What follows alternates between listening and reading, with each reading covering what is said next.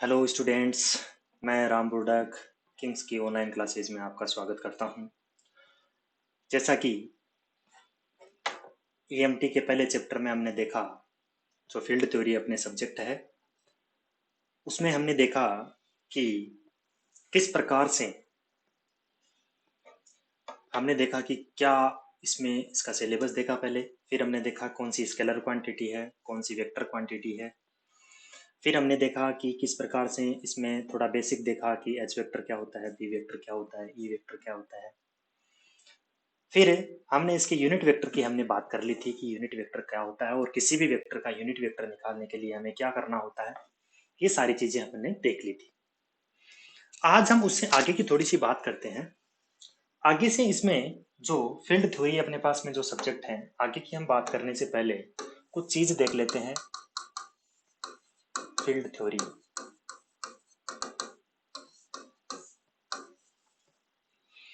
आगे की हम थोड़ी सी बात करें उससे पहले हम देखते हैं क्या कि पाइथागोरस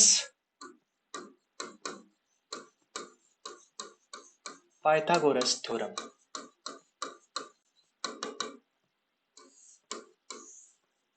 क्या होती है। पाइथागोरस थ्योरम आपको सबको मालूम है कि पाइथागोरस थ्योरम क्या होती है। सर बता क्यों रहे हो भाई? मेरे को तो बताना पड़ेगा क्योंकि काम आएगी। वहां पर करोगे सर, कैसे डायरेक्ट कर रहे हो? तो मेरे को सबसे पहले जहां जो काम एक एप्लीकेशन यहाँ पर जो भी कैलकुलेशन करेंगे उसमें जो भी चीज काम आएगी, मेरा सबसे पहले उसको बताने का। आपको आती है या नहीं आती है मुझे उससे कोई मतलब नहीं है, लेकिन मैंने क्या करना है आपको वो चीज बतानी है पहले। ठीक है? जिसको आती है वो दोबारा देख लें, जिसको नहीं आती है वो सीख लें। चलो, पाइथागोरस पर में सबको मालूम है उसकी स्टेटमेंट क्या होती है, हमें कोई मतलब नहीं है। हमें जो काम की चीज है वही देखनी है। ये क्या है? एक ट्राइंगल है। ठीक है? अब ये ट्राइंगल हो गया, इसमें ये 90 डिग्री एंगल है और 90 डिग्री के सामने की जो भुजा होती है वो होती है अपने पास में हाइपोटेन्यूज। क्या होती है? हाइपोटेन्यूज। जो सबसे लंबी भुजा बोल दे, या फिर एंगल जो 90 डिग्री एंगल है उसके सामने वाली भुजा कौन सी होती है? हाइपोटेन्यूज। दूसरी बात, इसको मैं ले लेता हूं आर से दिखा देता हूं।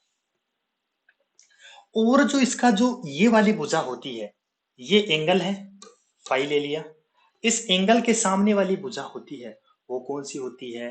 वो होती है हमारे पास में अपोजिट भुजा। कौन सी होती है? Opposite side.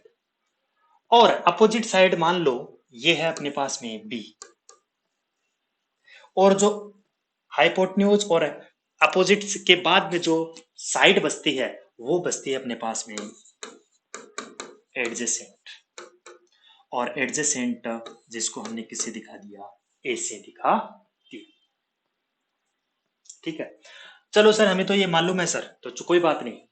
हिंदी में किसी को यदि मान लो अंग्रेजी में समझ में नहीं आए तो आपको ये भी बता दूं कि हाइपोटेन्यूज, या हम जिसको क्या बोलते हैं, कारण, जिसको हम किससे दिखाते हैं? किस। और एडजेसेंट का मतलब होता है आधार। ए से हम दिखा देते हैं। और अपोजिट का मतलब इसको बोलते हैं लंब, जिसको हमने एल से दिखा दिया। ठीक है? ओके। अब सर हमें क्यों बता रहे हो ये? चलो ठीक है, मुझे आप एक बात बताओ। By definition, by definition by definition मुझे एक बात बताओ। कोस ऑफ फाइव, या मैं चलो इसको फाइव ले लो या फिर थीटा ले लो, कोई बात नहीं है, बड़ी कोई बात नहीं है।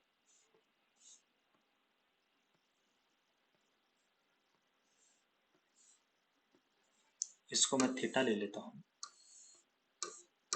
कोई फर्क नहीं है फाइव और थीटा में। बस थीटा आप ज्यादा यूज करते हो इसलिए। By definition cos of theta क्या होता है? कोस ऑफ थीटा क्या होता है? आधार बटे कर्ण।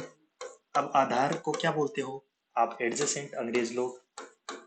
अपोन में जो ये के है, कर्ण मतलब हाइपोटेन्यूज। दैट मीन्स यहां से मैं क्या बोल सकता हूं? एडजेसेंट बराबर क्या हो जाएगी? एडजेसेंट बराबर क्या बोल दूं मैं? Hypotenuse into cos of theta, hypotenuse into cos of theta.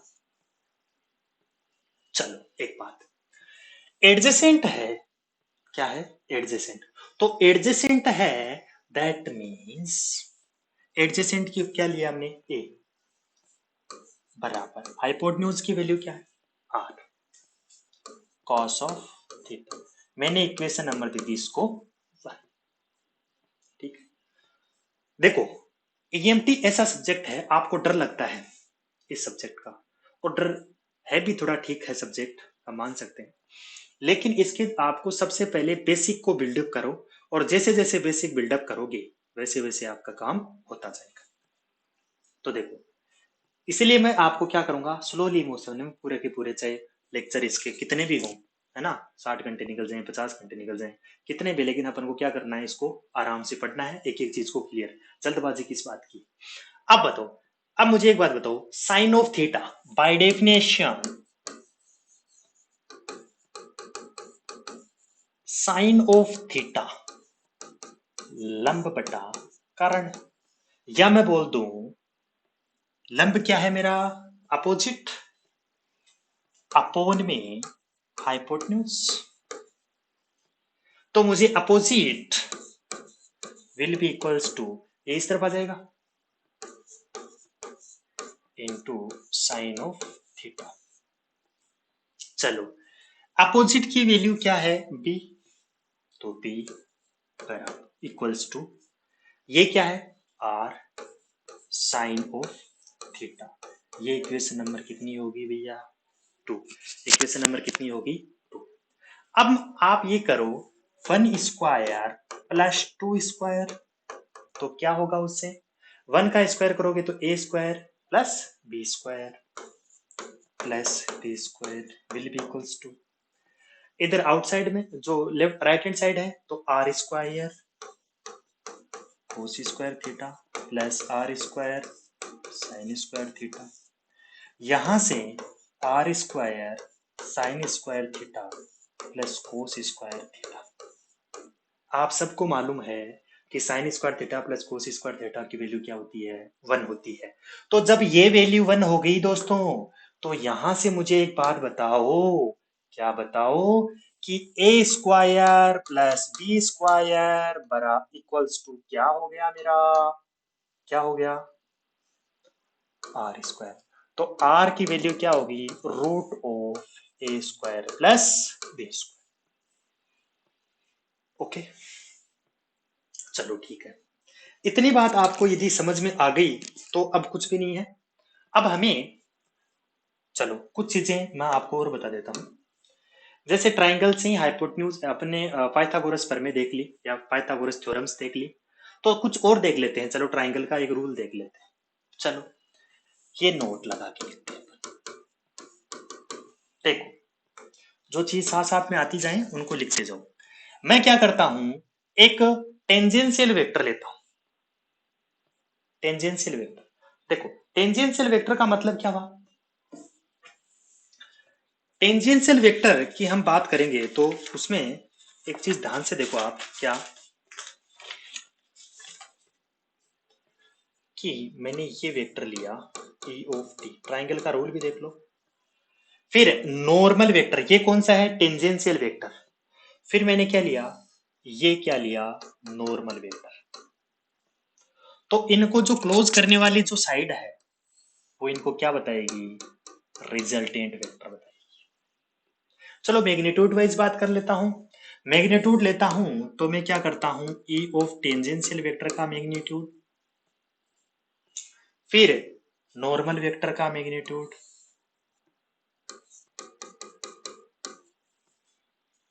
फिर रिजल्टेंट वेक्टर का मैग्नीट्यूड। ये रिजल्टेंट वेक्टर का मैग्नीट्यूड क्या होगा मेरा, एटी का मैग्नीट्यूड का whole square plus E N vector का। तो ये अपने पास में कुछ बीच में बात हुई, जो हमने ट्राइंगल के बारे में पाइथागोरस की बात कर ली, और टेंजेंशियल वेक्टर और नॉर्मल वेक्टर और रिजल्टेंट वेक्टर में किस प्रकार रिलेशन होता है ये हमने देख लिया। पाइथागोरस प्रमेय को यूज करते हैं। ठीक है, चलो अब हम क्या करेंगे, कोऑर्डिनेट सिस्टम देखेंगे। ठीक है, कोऑर्डिनेट सिस्टम आपने तो रेक्टेंगुलर या कार्टेशियन कोऑर्डिनेट सिस्टम देखा होगा, लेकिन स्फेरिकल सिस्टम भी होता है और सिलेंड्रिकल और सर्कुलर सिस्टम भी होता है। तो हम इनकी बात करते हैं, तो क्या होता है सर्कुलर सिस्टम, क्या होता है रेक्टेंगुलर सिस्टम, तो स्फेरिकल सिस्टम, हम इनकी बात करते हैं। तो पहले तो बताओ कोऑर्डिनेट सिस्टम, कोऑर्डिनेट सिस्टम को क्यों काम में लिया जाता है, पहले तो मुझे ये बताओ। कोऑर्डिनेट्स इज यूज, यदि कोऑर्डिनेट सिस्टम की मैं बात करता हूं, अब अपन पढ़ेंगे coordinate system.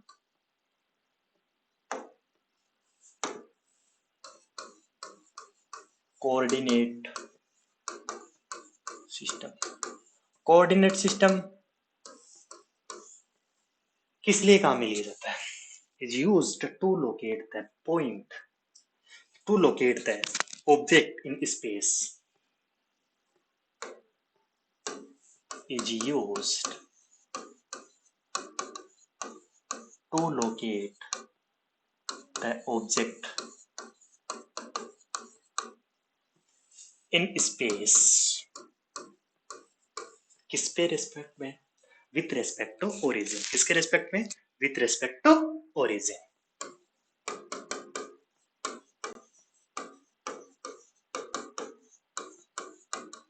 With respect to origin, आप किसी भी ऑब्जेक्ट को लोकेट करते हो विथ रेस्पेक्ट टू किसके, विथ रेस्पेक्ट टू ओरिजिन, तो वो क्या कहलाता है, कोऑर्डिनेट सिस्टम। अब ये कोऑर्डिनेट सिस्टम अलग अलग प्रकार के होते हैं, हम वन बाय वन करके उनकी स्टडी करेंगे। सबसे पहले हम बात करेंगे रेक्टेंगुलर और कार्टेशियन कोऑर्डिनेट सिस्टम। सबसे पहले जो कोऑर्डिनेट सिस्टम है वो है रेक्टेंगुलर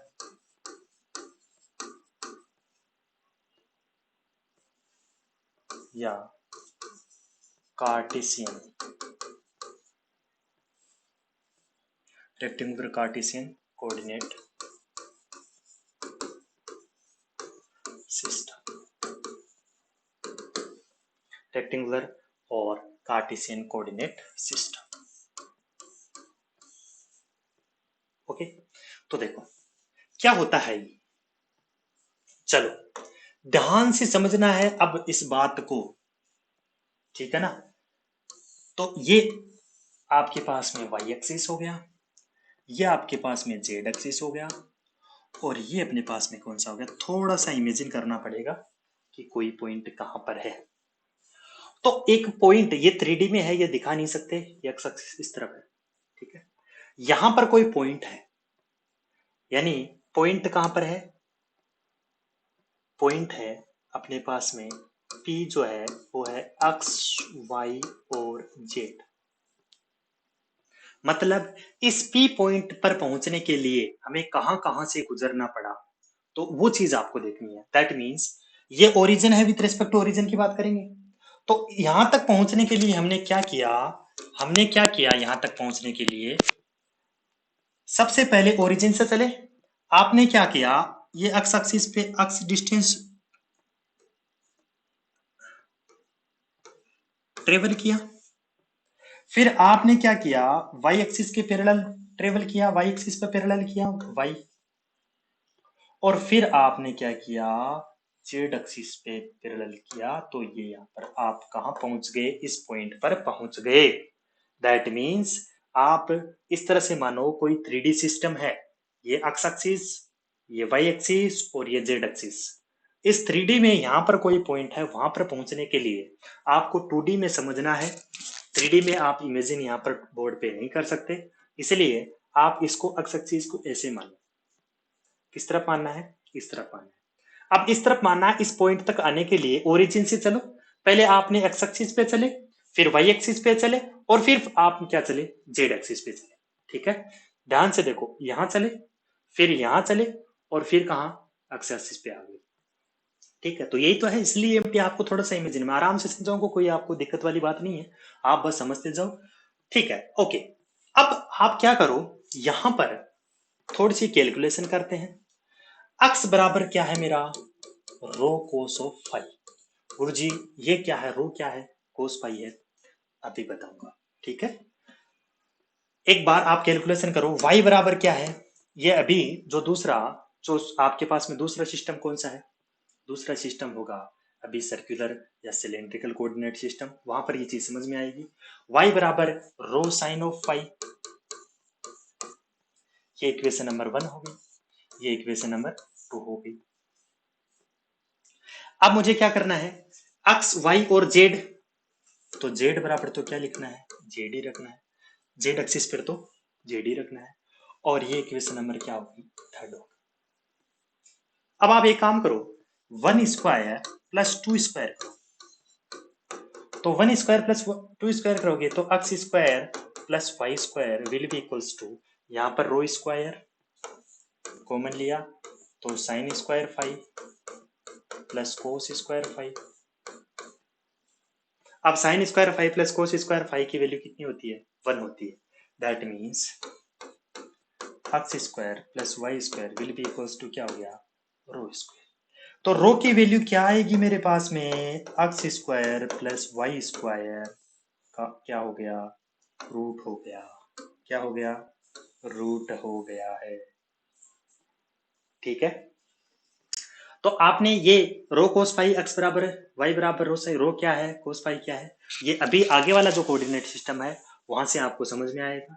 रो की वैल्यू एक्स और वाई के टर्म में क्या आ गई, X square plus Y square. ठीक है, चलो आप क्या करो, आप इक्वेशन 2 को 2 डिवाइड बाई 1, आपने क्या किया, इक्वेशन 2 डिवाइड बाई 1, तो देखो इक्वेशन 2 क्या है भैया बताओ, इक्वेशन 2 क्या है, जो इक्वेशन 2 है वो है sine phi, rho sine phi upon में रो कोस फाई, तो यानी साइन फाई अपॉन में cos phi will be equals to Y by X. Sine phi upon cos phi की वैल्यू क्या होगी, tan phi will be equals to क्या होगी, Y by X. मुझे फाई की वैल्यू निकालनी है तो टेन इनवर्स क्या हो जाएगा मेरा, वाई बाई एक्स। तो एक जो रिलेशन है अपने पास में एक्स और वाई के रूप में, फाई की वैल्यू क्या आ गई मेरे पास में, क्या। अब आपने यहां पर दो चीजें ली थी, रो की वैल्यू निकाल ली एक्स और वाई के टर्म में, और फाई की वैल्यू आ गई एक्स और वाई के टर्म में। ठीक है, तो ये यहाँ पर क्या हो गया, रेक्टेंगुलर और कार्टेशियन कोऑर्डिनेट सिस्टम, जहां पर एक्स और वाई और जेड की, ये इसमें क्या होगी कैलकुलेशन, जो अपन को आगे जाके क्या में आएगी। आई होप आपको समझ में आया होगा। ठीक है, यदि ये समझ में आ गया तो हम अब अगले कोऑर्डिनेट सिस्टम की बात करते हैं, जो आता है सिलेंड्रिकल और सर्कुलर कोऑर्डिनेट सिस्टम।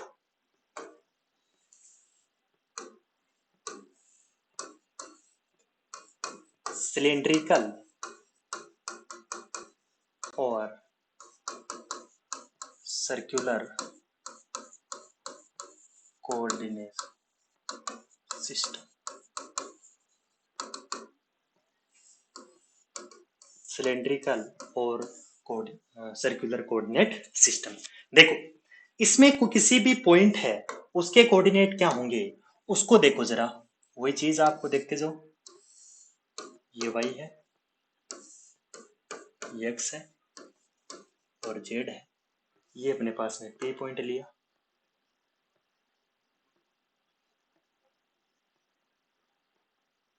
चलो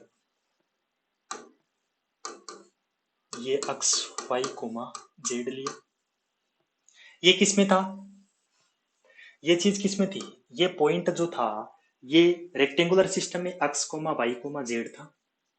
अब यहां पर इस जो सिलेंड्रिकल सिस्टम में इस पी पॉइंट के जो कोऑर्डिनेट होंगे वो रो कोमा फाई कोमा क्या होंगे, जेड होंगे। अब आप बताओ रो क्या है, फाई क्या है और जेड क्या है, तो सुनो ध्यान से। जो पहले एक बार बताओ, यहां तक आने के लिए सबसे पहले हमें क्या करना पड़ेगा, ये एक्स है, फिर ये इसके ऊपर ये भी, ठीक है, फिर आपने चले यहां पर,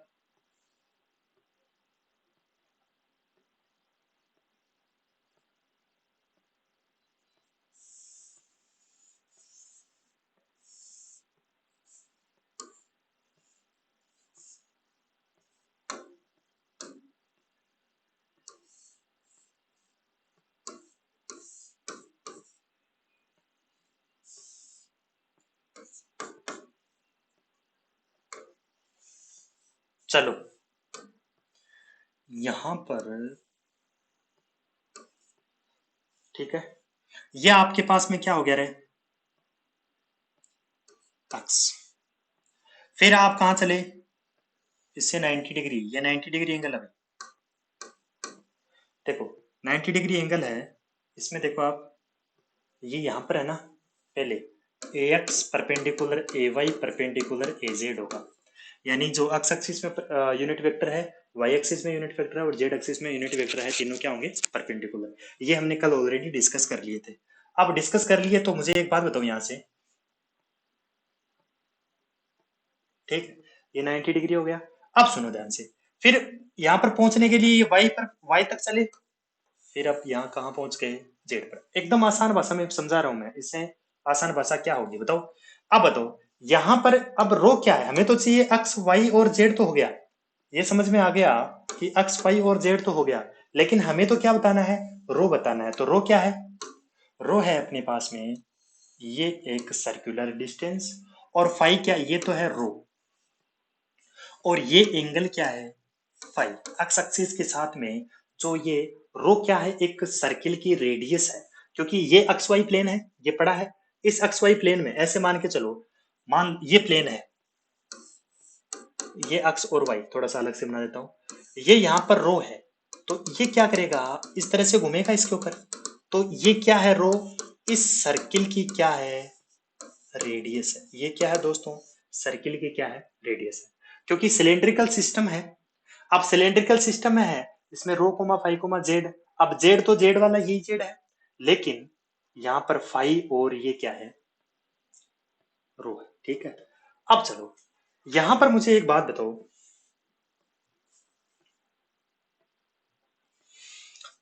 यहां पर अब मुझे एक बात बताओ क्या,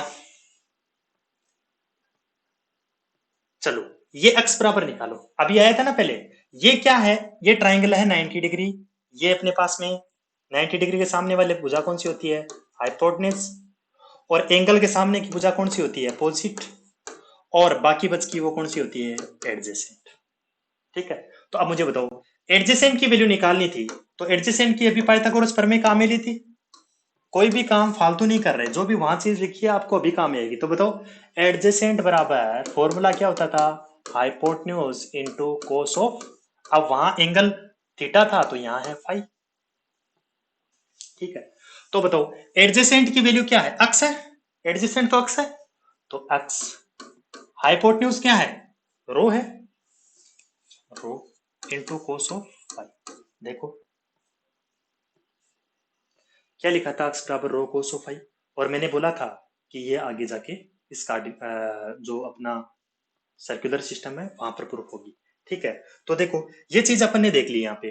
अब बताओ यहां पर अक्स बराबर, यहां पर रो है, रो बराबर होगा आर साइन ऑफ थीटा। अब ये कहां से गुरुजी, ये जो आपको अभी जो स्पेरिकल सिस्टम है वहां पर ये प्रूफ करके बताऊंगा। तो यहां से रो बराबर क्या हो गया, आर साइन ऑफ थीटा।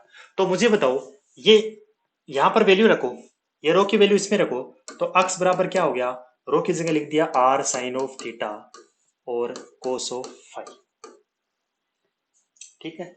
चलो ये लिख दिया, और इसको इक्वेशन नंबर क्या दे दिया, वन दे दिया, ठीक है। चलो y बराबर क्या होगा, चलो y निकालने से पहले मुझे एक बात बताओ, यहां पर अपोजिट इक्वल्स टू क्या होता है formula, opposite equals to Pythagoras प्रमेय से बताओ, अपोजिट इक्वल्स टू क्या होगा, hypotenuse into sine of phi. चलो यहां से अपोजिट की वैल्यू क्या है, y, तो y इक्वल्स टू हाइपोटेन्यूज क्या है, रो साइन ऑफ फाई। चलो भैया y बराबर रो क्या है भैया, r sine of theta, r sine of theta और साइन ऑफ फाई, ये अपने पास में इक्वेशन होगी टू। अब बताओ z बराबर, x की वैल्यू लिख दी, y की वैल्यू लिख दी, z बराबर लिखो, z बराबर होगा r cos ऑफ थीटा। ये कैसे आया सर, ये अभी जिस प्रकार से x बराबर रो बराबर r साइन थीटा आया, उसी प्रकार से क्या है, z बराबर r cos of theta. Sir ये आंसर नहीं हुआ, बिल्कुल, ये भी प्रूव करके बताएं। अभी जैसे अक्स बराबर रोस कोस फाई प्रूव किया ना, वैसे ही इसको प्रूव कर देंगे। ठीक है, तो ये अपने पास में इक्वेशन हो गई तीन, थ्री इक्वेशंस हो गई अपने पास में। चलो, अब मुझे एक बात बताओ, यहां से आप क्या करो, इक्वेशन वन, इक्वेशन टू और इक्वेशन थ्री को क्या करो, equation one square plus equation two square plus equation three square, इनको करो जरा क्या हुआ। इक्वेशन वन बताओ, इक्वेशन वन का square x square plus Y square plus Z square, यानी x square plus Y square plus Z square. Direct लिख दूं या सोल्व करके बताऊं? चलो, आप बोलोगे रटे हुए हो, कोई बात नहीं है। एक्स की वैल्यू क्या है, R sine theta cos phi, R sine theta cos phi का square, R sine theta cos phi का square plus R sine theta sine phi का स्क्वायर,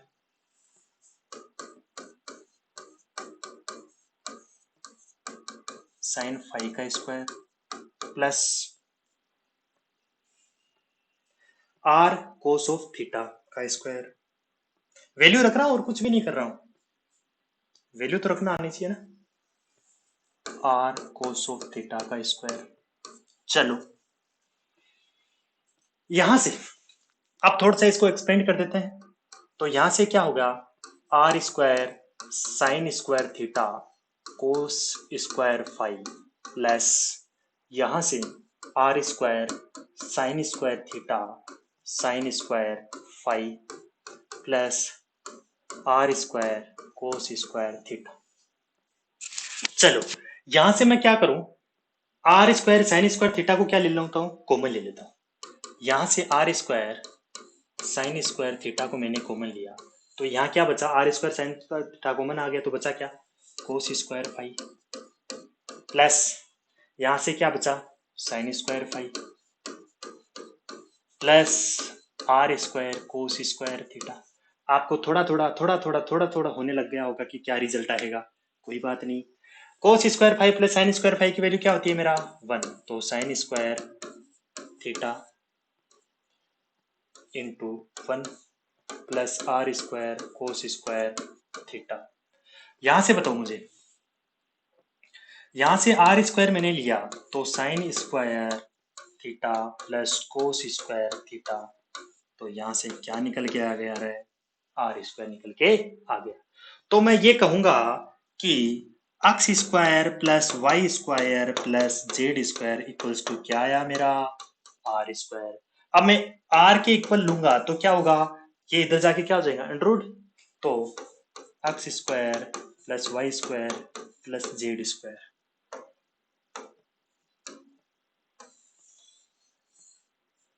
ठीक है, आर बराबर under root X square plus Y square plus Z square. तो ये अपने पास में किसकी वैल्यू आ गई, आर की वैल्यू आ गई। ठीक है, चलो, ओके, फिर और क्या निकाले इसमें, तो चलो, इसमें आर की वैल्यू अपने पास में आ गई। अब फाइव बराबर तो क्या होगा इसमें, फाइव हो गया। अब फाइव की वैल्यू बताओ, मैं क्या करता हूं, इक्वेशन टू को किस में भाग देता हूं, इक्वेशन नंबर वन में, two divide by one,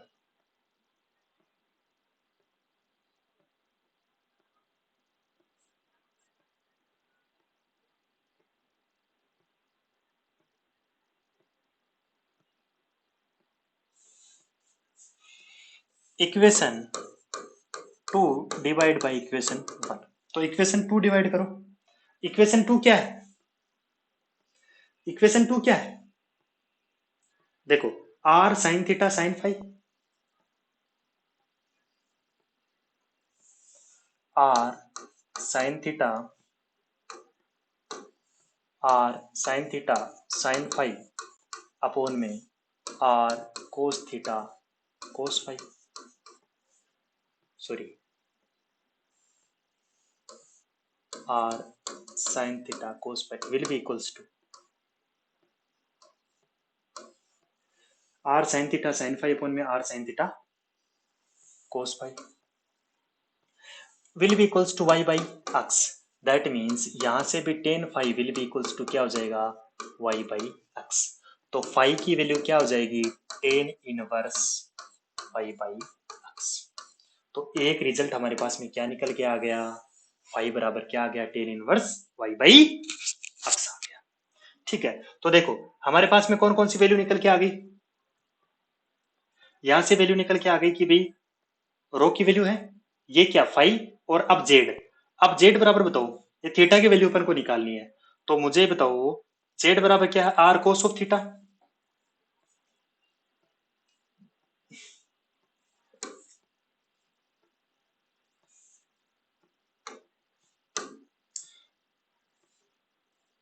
Z बराबर आर कोस ऑफ थीटा, तो यहां से कोस ऑफ थीटा बराबर क्या हो गया, जेड बाई आर, और थीटा बराबर क्या हो गया, cos inverse Z by r. अब बताओ थीटा बराबर क्या हो गया, cos inverse Z upon r. तो जेड अपॉन आर की वैल्यू क्या होगी दोस्तों, root of x square plus Y square plus z का square, z upon x square plus Y square plus Z square. तो ये जो अपने पास में वैल्यू निकल के आ चुकी है, थीटा बराबर ये वैल्यू अपने पास में आ गई। ठीक है, ये था अपना सिलिंड्रिकल और सर्कुलर कोऑर्डिनेट सिस्टम। अब हम बात करते हैं स्पेरिकल कोऑर्डिनेट सिस्टम की, तो उसमें क्या होता है स्पेरिकल कोऑर्डिनेट सिस्टम में, थोड़ा सा उसको देख लेंगे। चलो, अरे समझ में तो आ रहा है ना, ठीक है। स्पेरिकल कोऑर्डिनेट सिस्टम है तो उसमें हम देखेंगे कि क्या होता है।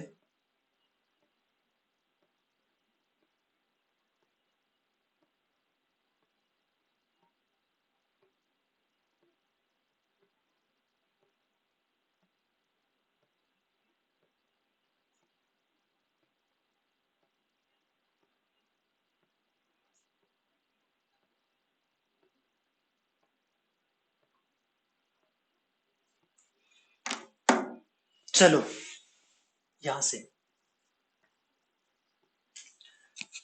अब मुझे एक बात बताओ यहां से ध्यान से, क्या, अब स्पेरिकल कोऑर्डिनेट सिस्टम की फिर पूछूंगा मैं बात, पहले स्पेरिकल तीसरा नंबर का है, spherical coordinate system, spherical coordinate system. Spherical coordinate system की हम बात करेंगे तो क्या करेंगे, देखो वही बात करना तो वही है, ये वाई और ये एक्स और ये अपने पास में जेड, ये अपने पास में क्या हो गया ओरिजिन। पहले मुझे आप एक बात बताओ, वही point P X comma Y comma Z कैसे आते हैं यहां तक, वहां तक पहुंचने के लिए कौन कौन से रास्ते, कौन कौन से मुसीबतों का सामना करना पड़ता है।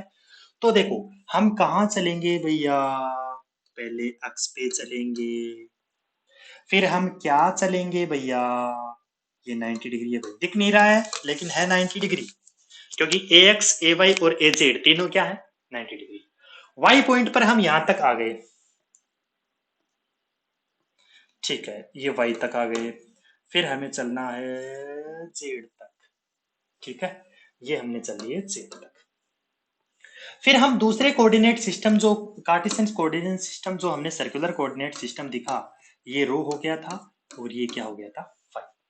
तो सबसे पहला काम जो पी उसमें क्या होता था, रो कोमा फाइव कोमा जेड, ये किसमें सर्कुलर या सिलेंड्रिकल कोऑर्डिनेट सिस्टम में। अब हम किसकी बात करेंगे, अब हम दोस्तों बात करेंगे पी जो स्पेरिकल कोऑर्डिनेट सिस्टम में, उसमें क्या होता है r comma theta comma five. अब r comma theta comma five, sir ji यहाँ पर ना तो आर पता है, ना थीटा पता है, ना फाइव पता है। फाइव तो क्यों नहीं पता है, पता है ना, फाइव तो है एक्स एक्सिस से जो रो एंगल बनाता है वो। अब हमें प्रॉब्लम आई आर की, तो आर ओरिजिन से जो पी पॉइंट है उसकी जो सीधी दूरी है वो कितनी हो जाएगी आर, और थीटा ये एंगल जेड एक्सिस से जो बनाया हुआ एंगल है वो क्या होगा मेरा थीटा। चलो एक बात, अब मुझे एक बात बताओ, इसकी जो पी पॉइंट से दूरी है वो बताओ। यानी ये रो है तो ऐसा का ऐसा ये रो हो गया क्या, ऐसा कैसा रो हो गया, कोई दिक्कत थोड़ी ना। ये है जेड, ये तो जेड एक्सिस पे है, जेड है। अब बताओ ये 90 डिग्री है तो ये वाला एंगल भी तो 90 डिग्री है। अरे भाई जेड एक्सिस इस तरह से है, जेड एक्सिस के साथ में जो रो है, भाई ये रो किस प्रकार है, ठीक है, ये इससे तो 90 डिग्री बना रहा है ना अक्स एक्सिस से, और वाई एक्सिस में भाई इस रूप में है। जेड एक्सिस क्या है, ये अक्स और वाई प्लेन में है, ये जेड एक्सिस ऐसे परपेंडिकुलर है। इसके परपेंडिकुलर चाहे यहाँ हो चाहे यहाँ हो चाहे यहाँ हो, ये तो परपेंडिकुलर ही है ना 90 डिग्री, अक्स और वाई प्लेन है।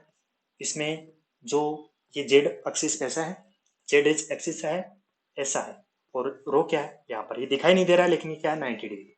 तो रो और जेड में किसमें कितना एंगल है 90 डिग्री। अब मुझे बताओ आप ध्यान से बात, क्या ये क्या है थीटा 90 के सामने, ये क्या है हाइपो, ये क्या है थीटा के आगे, ये है अपोजिट, और ये क्या है तीसरा कौन सा बच गया एडजेसेंट। तो अब बताओ मुझे, यहां से बताना स्टार्ट करो।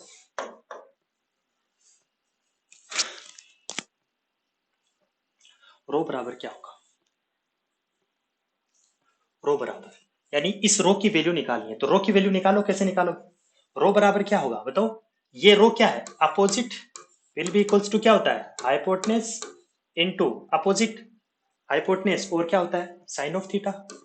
अरे ये तो हम देख के आए हैं अभी तक पाइथागोरस प्रमेय से। तो अपोजिट की वैल्यू क्या है रो, हाइपोटेनस की वैल्यू क्या है आर, साइन ऑफ थीटा। तो रो की वैल्यू कितनी आ गई, मैंने बताया था रो बराबर आर साइन ऑफ थीटा, मैंने क्या कहा था आगे प्रूव करेंगे। तो रो बराबर क्या हो गया मेरे पास में, रो बराबर क्या हो गया, यहाँ पर रो क्या हो गया आर साइन ऑफ थीटा। तो रो बराबर अपने पास निकल के आ गया आर साइन ऑफ थीटा। ये होगी इक्वेशन नंबर 1। कितनी होगी इक्वेशन नंबर 1। चलो आगे, थोड़ा सा सब्जेक्ट में थोड़ा पेशेंस रखना है, धीरे धीरे करके मैं एक एक चीज क्लियर कर दूंगा आपको, आपको सिर्फ समझते जाना है। अब ये 3D में आपको इमेजिन करना है तो ये तो करना ही पड़ेगा भाई, इसका मैं क्या कर सकता हूँ इलाज, आपको इसको थोड़ा थोड़ा करके पचाना है इस सब्जेक्ट को, और एक दो बार प्रैक्टिस कर लोगे तो ये आपका सब्जेक्ट अपना पक्का हो जाएगा, ठीक है। चलो आर रो बराबर क्या आर साइन ऑफ थीटा। चलो आगे, ये रो हो गया। अब फाई बराबर क्या होगा, ये जो फाई है इस सिलेंड्रिकल स्पेरिकल सिस्टम में फाई तो फाई है, इसका मतलब फाई तो क्या होगा मेरा फाई ही होगा। अब जेड बराबर बताओ, ये एडजेसेंट, जेड की वैल्यू निकालोगे तो एडजेसेंट बराबर क्या होता है hypotenuse into cos of theta. अब एडजेसेंट की वैल्यू क्या है जेड बराबर, हाइपोटेन्यूज क्या है, अरे बोलो क्या है हाइपोटेन्यूज क्या है आर, ये क्या हो गया कोस ऑफ थीटा। हाइपोटेन्यूज जेड बराबर आर कोस ऑफ थीटा, यानी जेड बराबर क्या हो गया मेरा आर कोस ऑफ थीटा, यानी आर कोस ऑफ थीटा। चल ये इक्वेशन नंबर क्या होगी 3। अब ये बात मैंने क्या कही थी वहां पर आपको याद करवाई थी, और अब यहाँ पर मैंने क्या करी प्रूफ करी, मैं कोई भी चीज रटाऊंगा नहीं कहीं नहीं की उसका। अब ये देखो जेड बराबर आर कोस ऑफ थीटा लिखा था, और कैसे आ गया ये हमने यहाँ पर आके प्रूफ कर दिया, जेड बराबर आर कोस ऑफ थीटा। अब मुझे एक बात बताओ आप ध्यान से यहां से, मैं कि आप एक बात तो यहां से करो, आप 1 स्क्वायर प्लस 3 का स्क्वायर करो, करो तो यहां से करोगे तो बताओ rho square plus Z square बराबर R square sine square theta plus cos square theta. यहां से sine square theta plus cos square theta की वैल्यू क्या आती है 1, दैट मीन्स आर स्क्वायर बराबर क्या हो गया rho square plus Z square. तो यहां पर आर बराबर हो जाएगा root of rho square plus Z of square. तो एक तो अपने पास में ये इक्वेशन आ गई, इक्वेशन नंबर होगी 4। तो यानी आर की वैल्यू कैसे निकालोगे रो से, रो स्क्वायर प्लस जेड स्क्वायर, ठीक है। इससे कैसे बनेगा इस रो स्क्वायर प्लस जेड स्क्वायर। अब हमें क्या करनी है, थीटा बराबर तो क्या होगा इसमें, सॉरी फाइव बराबर तो क्या होगा 5, अगली स्टेप में फाइव बराबर तो क्या बताना है, फाइव बताना है। नेक्स्ट स्टेप में अब आप बताना है हमें थीटा। अब थीटा बताना है तो यहां से बताओ जेड बराबर R cos of theta. Z बराबर क्या है दोस्तों, आर कोस ऑफ थीटा। तो मुझे यहां से बताओ कोस ऑफ थीटा बराबर क्या होगा दोस्तों, जेड बाई आर। अरे भाई ये इधर आ जाएगा ना यार। अब बताओ थीटा बराबर क्या हो गया, cos inverse Z by R. तो थीटा बराबर हो जाएगा cos inverse Z by R की वैल्यू बताओ क्या है, आर की वैल्यू क्या है, root of rho square plus Z square, root of rho square plus Z square. ठीक है, थीटा बराबर कोस इनवर्स जेड अपॉन